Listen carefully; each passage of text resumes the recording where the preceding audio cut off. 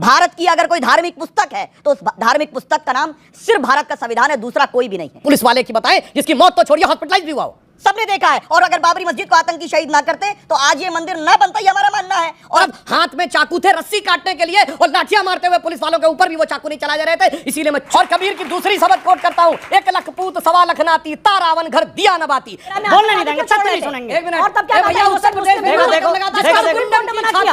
मुहर लगाओ हाथी पर। सभी भाइयों को राम राम। दोस्तों स्वागत है द भारत डिबेट शो पे। दोस्तों आज का डिबेट काफी शानदार होने वाला है, इसलिए आप लोग से अनुरोध है डिबेट को अंत तक देखिए। साथ में अनुरोध करना चाहते हो, अगर आप लोग चैनल पे नए हो तो चैनल को सब्सक्राइब कीजिए। दोस्तों आज के इस डिबेट में सदाब चौहान बोल रहे थे कि अगर बाबरी मस्जिद को भगवा आतंकवादियों ने शहीद नहीं किया होता तो आज वहां मंदिर नहीं बना होता। तो इस पे सुधांशु त्रिवेदी ने किस तरह से सदाब चौहान को धोया है, सो आप लोग डिबेट को खुद से ही देखिए। चलिए शुरू करते हैं। को गाली देना या बदतमीजी करना इसका अधिकार किसी को नहीं होना चाहिए, हम उसके सख्त खिलाफ हैं। बात आती है यहाँ फैक्ट और फेथ की। बाबरी मस्जिद और राम मंदिर जो वर्डिक्ट था वो फैक्ट की बुनियाद पर नहीं, फेथ की बुनियाद पर था। इसीलिए हम लोगों ने बाबरी मस्जिद की लड़ाई क्यूरेटिव पिटीशन, रिव्यू पिटीशन और क्यूरेटिव पिटीशन तक लड़ी। लास्ट रेमेडी ऑफ लॉ जो है भारत के संविधान के अनुसार, क्योंकि देश आस्था से नहीं चल सकता। अगर बहन पे आ जाऊंगा मैं, इनकी अम्मा बहन पे आ जाऊंगा। अगर देश आस्था से चलेगा तो हर व्यक्ति चाहेगा कि मेरी आस्था सुप्रीम है, मेरी आस्था सुप्रीम है, देश का संविधान सुप्रीम है। और भारत का अगर कोई धर्म है, भारत की अगर कोई धार्मिक पुस्तक है तो उस धार्मिक पुस्तक का नाम सिर्फ भारत का संविधान है, दूसरा कोई भी नहीं है। दो चीज बहुत ही महत्वपूर्ण है कि इस बात का कोई प्रमाण नहीं है सुप्रीम कोर्ट के अनुसार कि वहां मंदिर गिराया गया। टेंशन नहीं, मुझे कंप्लीट करने दीजिए।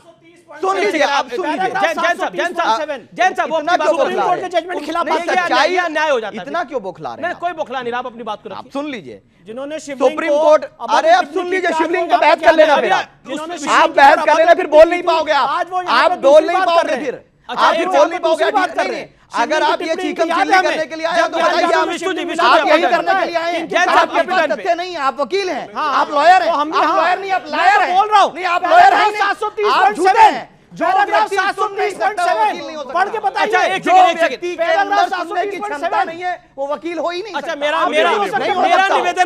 निवेदन मानिए, हम पीस पार्टी को नहीं मानते, कोई पीस नहीं है। अरे हम कब कह रहे हैं आपसे मानो, मत मानो।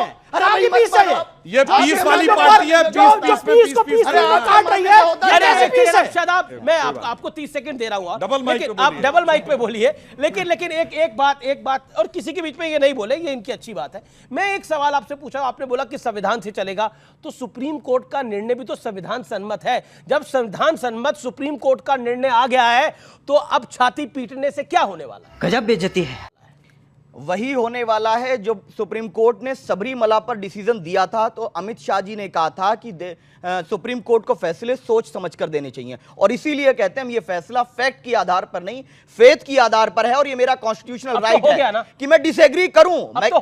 मैं किसी को ये तो नहीं कह रहा कि हम कसम वही खाएंगे कि मस्जिद बनाएंगे, हम मंदिर गिरा देंगे, तोड़ देंगे, खून बहा देंगे, ऐसी बात तो नहीं कही। डिसएग्री करना मेरा कॉन्स्टिट्यूशनल राइट है और मैं डिसएग्री करता रहूंगा। और सुन लीजिए, बाबरी मस्जिद को शहीद करने वाले आतंकवादी थे, ये पूरी सबने देखा है। और अगर बाबरी मस्जिद को आतंकी शहीद ना करते तो आज ये मंदिर ना बनता, ये हमारा मानना है। और हम लोग हमेशा इस बात को कहते रहेंगे कि मेरा बिलीफ है कि मस्जिद थी, है और रहेगी, लेकिन मैं किसी को इंसिस्ट नहीं करूंगा कभी भी। ठीक है। अच्छा ठीक है। अब सुधांशु जिन्होंने राम मंदिर को तोड़ा,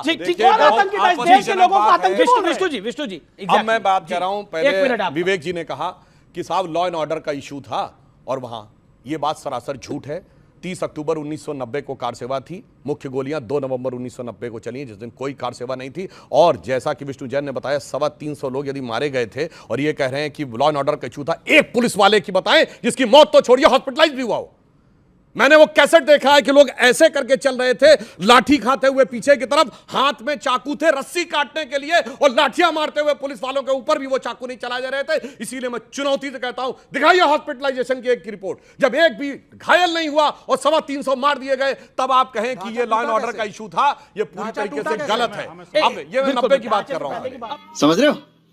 फिर राजकुमार भाटी की इनकी बात का जवाब देता हूं। ये भैया ऐसा तोड़फोड़ करने लगते हैं कि आपने कहा राम को मानते हैं, जो कृष्ण को मानेंगे। अगर जो कृष्ण को मानते हैं तो भगवान कृष्ण ने गीता में कहा शस्त्रधारियों में मैं राम हूं। अब आप कहेंगे जो शंकर को मानते हैं, तो शंकर जी ने भगवान राम की स्तुति में जय राम रमा रमनम शमनम भवताप भयाकुल पाहियम, जाके पढ़ लीजिए रामचरितमानस में। अब आपने कहा कबीर के राम जो है वो सगुण राम नहीं है, तो मैं कबीर की एक शब्द कोट करता हूं, दुल्हन गाओ मंगल चार, हमरे घर आए रे राजा राम भरतार। राजा राम भरतार राजा राम है। और सुनिए, और कबीर की दूसरी शब्द कोट करता हूं, एक लख पूत सवा लख नाती, ता रावण घर दिया न बाती। रावण भी है, राजा राम भी है, मगर क्या बताएं, वो जानते क्या करना है, 20% अपना है, 80 में टुकड़े करना है। तो वो टुकड़े करने के लिए वो पीस करके अलग करना चाहते हैं, वो टुकड़े करना चाहते हैं। उत्तर दक्षिण में टुकड़े करना है, तमिल हिंदी में टुकड़े करना है, अगड़े पिछड़े में टुकड़े करना है, भगवानों में भी टुकड़े करना है। जी, अब राजकुमार भाटी। हिमांशु त्रिवेदी जी की विशेषता ये है कि सुधांशु नहीं सुधांशु नाम जी, भूल गए आप। सुधांशु जी की विशेषता ये है जी। कि जिस बात को ये अच्छी तरह जानते हैं और मानते हैं, क्योंकि ज्ञानी व्यक्ति हैं, विद्वान व्यक्ति हैं, मैं इनका सम्मान करता हूं, विद्वान तो आप भी है, उस बात पे भी ये जनता को गुमराह कर देते हैं। इन्हें पता है कि कबीर जब कह रहे हैं कि राजा राम भरतार, तो उनका अर्थ कुछ दूसरा ही है। कबीर ने तो इससे भी भयंकर कहा है। कबीर ने कहा, कबीर कूता राम का, मुतिया मेरा नाव, गले राम की जेबड़ी, जित खेचे तित जाऊं। मैं तो राम का कुत्ता हूं, कबीर ने तो यह भी लिखा है। सुनिए, लेकिन उनके नाम, उनके राम, 30 सेकंड, उनके राम निर्गुण हैं, इसे आप नकार नहीं सकते। अरे भैया, राजा पूरा राम हिंदी निर्गुण साहित्य, अच्छा एक सेकंड, कबीर पे कई सौ जी, PhD इस देश में हुई हैं। ये स्वामी प्रसाद मौर्य के कौन से राम है?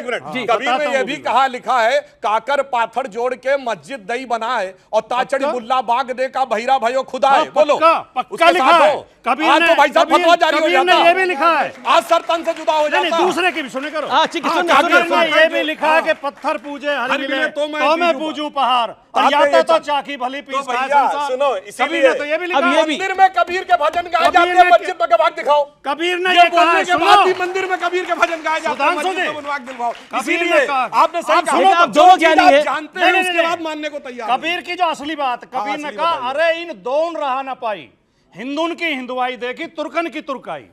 वो मुस्लिम को भी लताड़ते हैं, मुस्लिम कट्टरवाद के भी खिलाफ थे, हिंदू कट्टरवाद के भी खिलाफ और थे। हिंदू कबीर और को यही मानते लाइन हैं, हमारी मुस्लिम नहीं है। मानते।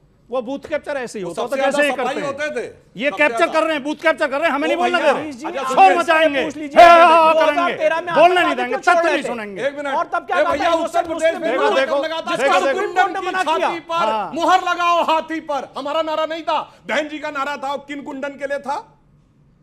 आप ही के लिए होगा, सपा के लिए, सपा के लिए था, समाजवादी पार्टी के लिए था। ये केवल गुमराह करने नहीं, पर ये था ना, चरकुंडन की छाती पर मोहर लगाओ हाथी पर, ये विषय है, पर आज का विषय नहीं है, डिबेट का ये विषय नहीं, विषय नहीं है, सवाल। अच्छा पीछे। तो दोस्तों आज का डिबेट यहीं समाप्त करते हैं। आई होप कि आप लोग को पसंद आए, अगर पसंद आए तो एक लाइक एंड चैनल को सब्सक्राइब कीजिए। साथ में आप लोग से अनुरोध है कि आप लोग कमेंट बॉक्स में अपना राय जरूर बताएं। चलिए मिलते हैं कोई नेक्स्ट डिबेट में, तब तक के लिए जय हिंद, जय भारत, वंदे मातरम।